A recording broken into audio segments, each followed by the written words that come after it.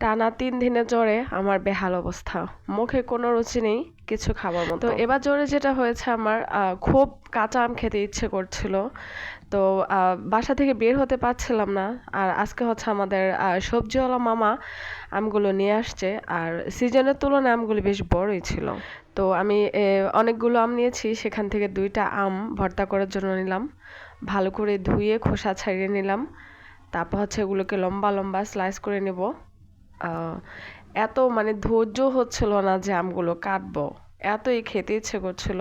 আর কোনো রকম স্লাইস করে নিলাম। তারপর শুকনো মরিচের গুঁড়ো, লবণ, হালকা একটু চিনি দিয়ে হচ্ছে এগুলোকে মেখে তারপর এত টেস্ট, এত পরিমাণে ঝাল ছিল, এত পরিমাণে, তারপর এত ভালো লেগেছে খেতে, প্রচুর টেস্ট ছিল। একদম ইচ্ছে মতো খেলাম, যেমন ইচ্ছে হয়েছিল খাওয়ার জন্য।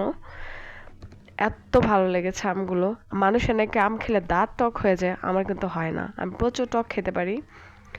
তো আলহামদুলিল্লাহ আজকে খুবই ভালো লাগলো আমগুলো। আর নেক্সট যে আমগুলো আছে সেগুলো দিয়ে আমের ভর্তা করে খাবো ইনশাল্লাহ।